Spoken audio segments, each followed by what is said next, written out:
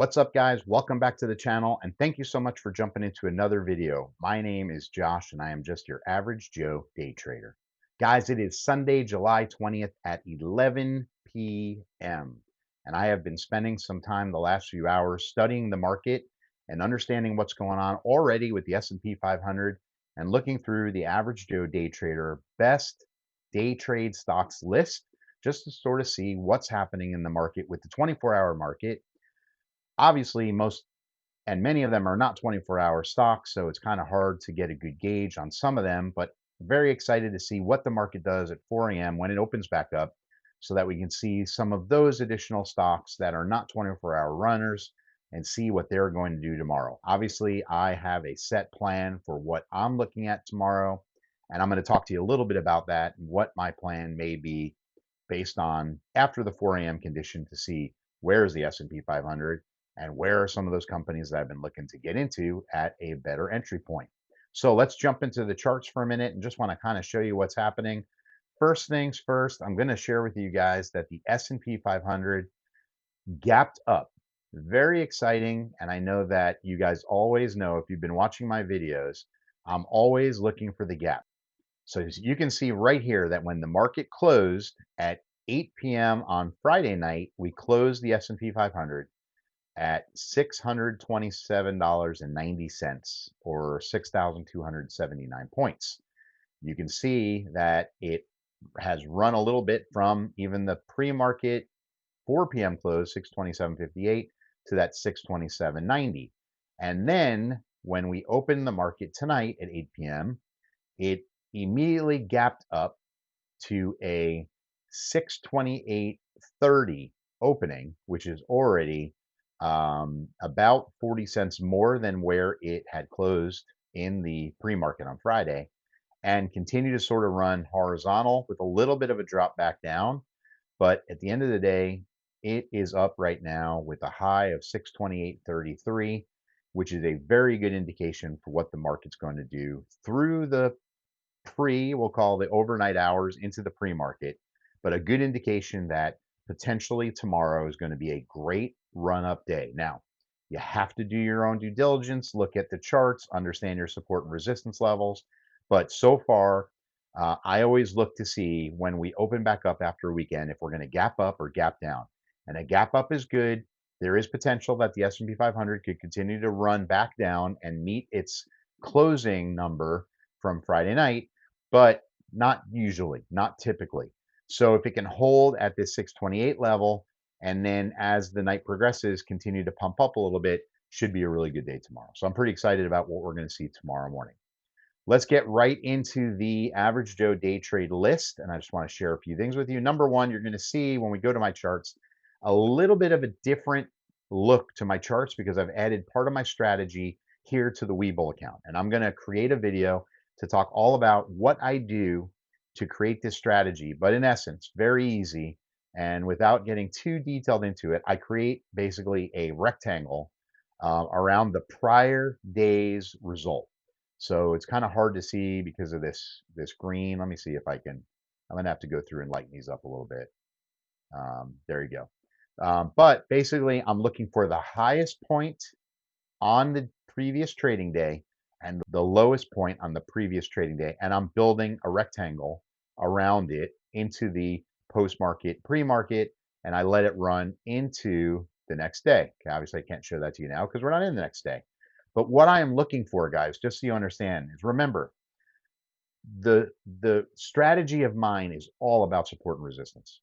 So my bottom line here, for any of you that are new or trying to learn a little bit more about a good strategy or learning in general about trading, this is my support line, okay? This $12.35 is my support line. Up here at this top end, okay, at $13.11, that is my resistance line, okay? That's my resistance level, my support level. So what happens typically every day is the stocks will generally run within this channel, okay? And I always place a midpoint of the stock. So you have the high from the day before and the low from the day before, and I put a midpoint. And as you can even see right now, In the post market on Friday, after it spent the day running back up, it spent sort of right here on this mid level support. Okay. And it bounced up and down off the support level, which is great because that's exactly what you want to see. And then you can see Soundhound, which I love, and it's a 24-hour stock with the S&P 500 gapped up, right? So it closed at $12.89, opened with the 8 p.m. tonight, July 20th, and it's already shot all the way up here to a high of $12.90. So it's already shown some nice momentum with the S&P 500, which is this yellow line here. So it's shown some nice momentum, and you can see that the signal line and the MACD line crossed. So the MACD line went over the signal line. The signal continues to run below.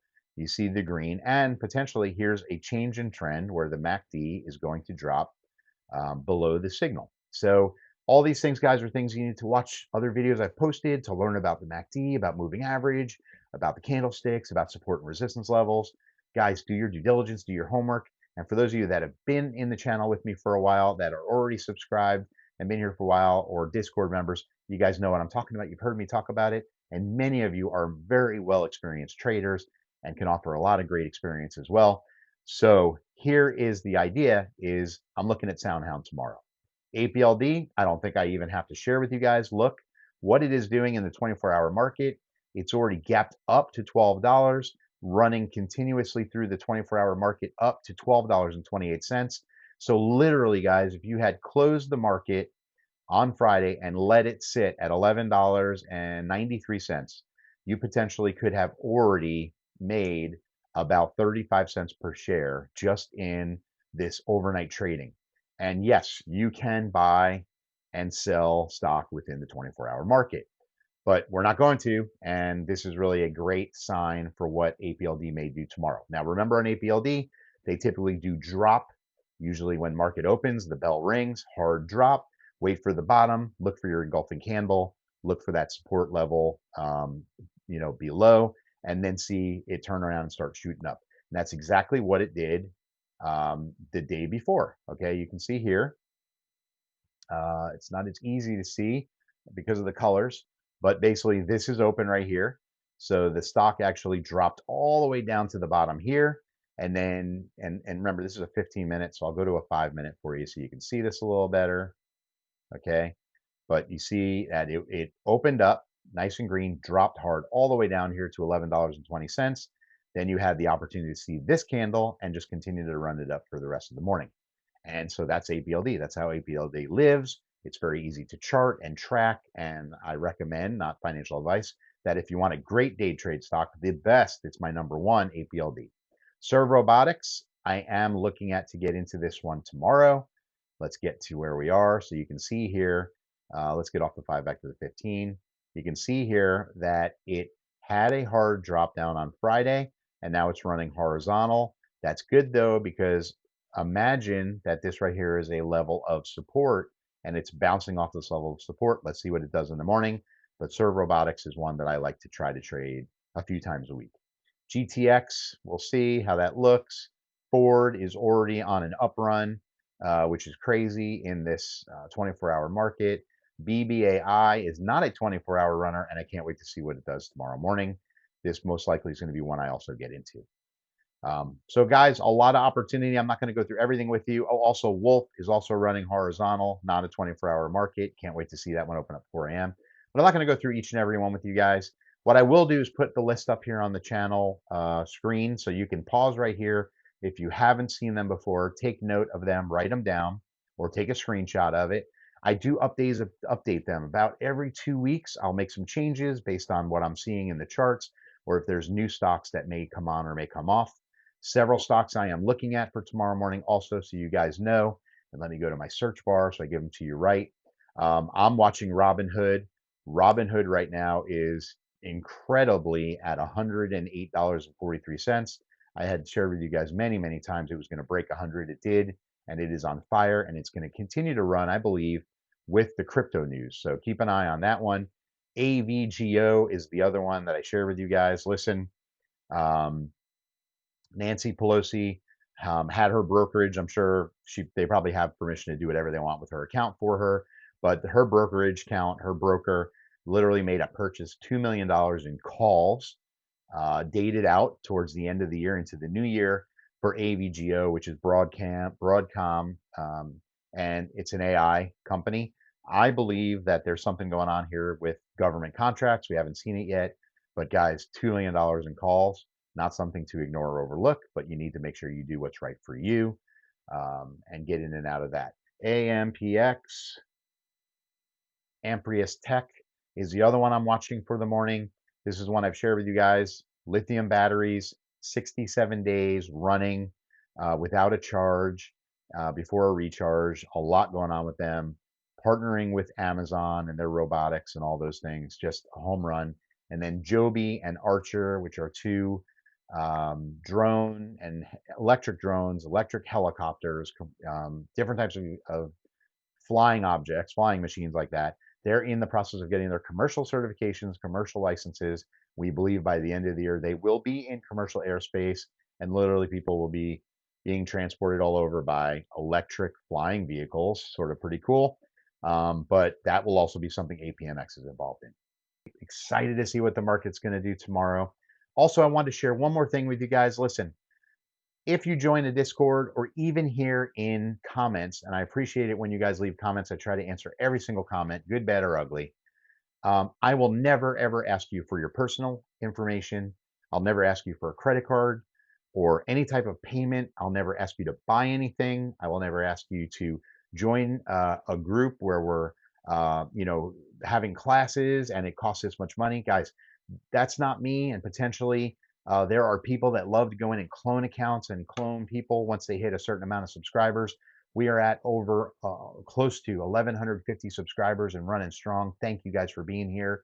Be careful. I don't send friend requests. I don't do that. If you find something's happening like that, hit me in the comments. Let me know. But I do not send friend requests or ask for money or any of that stuff. So if that's happening to you guys, it's not me. It's a spam account or scammer account. Be very careful, guys. Be very careful. All right, that's it, guys. Have a great night. Looking forward to tomorrow morning, and I will see you tomorrow. Josh out. Peace.